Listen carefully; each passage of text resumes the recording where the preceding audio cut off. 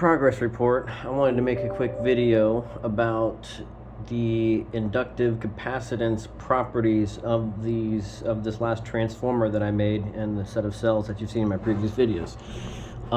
Given these values are correct, where some of them are kind of difficult to obtain accurately, that's why you see multiple readings here for like cell. The cells don't want to really test accurately from what I can tell, but I can make some very good estimates.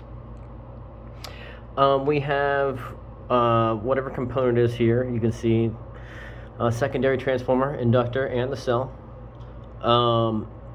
We have it for 1 kilohertz, if I can get this arranged right, and 10 kilohertz, respectively.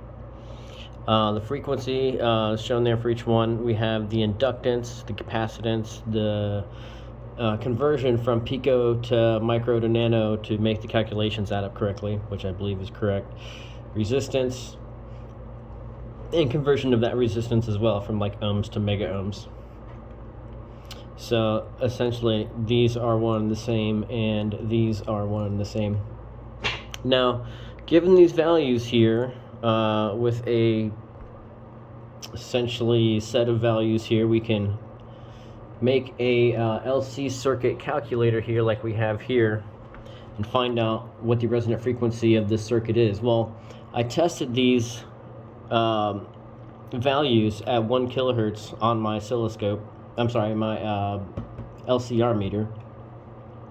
But when I calculate this mathematically, it only is supposed to theoretically resonate at 92 hertz.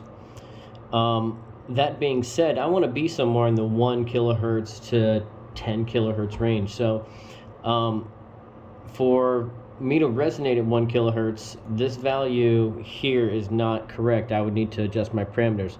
Same for my 10K here, which I'll show you. It's a little bit closer, but for our values here measured at 10K on the LCR meter, we have inductance, capacitance, even resistance. And what it boils down to is, at 10 kilohertz testing, we have 111 millihenries. We have about 135 nanofarads altogether. We have 8.67 mega ohms altogether. And Stan states it's adding all of these values together because it's total circuit values. To get this at 10 kilohertz, my system's only set to resonate at 1 kilohertz given the actual math to it. So to get this to resonate theoretically at 10 kilohertz, I would have to reduce the inductance to 1.8 millihenries or reduce the capacitance to 2.26 nanofarads. That would put it within this range to resonate at 10 kilohertz. So these two values here are the ones I'm talking about. They can be adjusted per your electronics parameters. My system right now runs very well in the neighborhood of about 2 kilohertz, but that is not resonance from what I can tell. That is circuit interaction. So by adjusting these values here in some fashion or another, by reducing or increasing inductance capacitance values, I can make my circuit resonate at this frequency, and that is when voltage potential takes off to infinity, as per Stan Meyer states. So I'm going to try to adjust these values appropriately on the transformer I have right now, the flyback transformer I've been working with. We may need a smaller device altogether because we need to reduce inductance in both of these, so that means less windings. But we also want high voltage, so we definitely want more windings. So it really determines a lot of how we're going to get this thing to interact.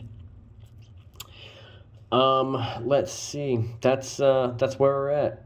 And we're gonna make some changes here, see if we can get something to line up, retest, and see if it is accurate. More to come. This is Stan's Revenge.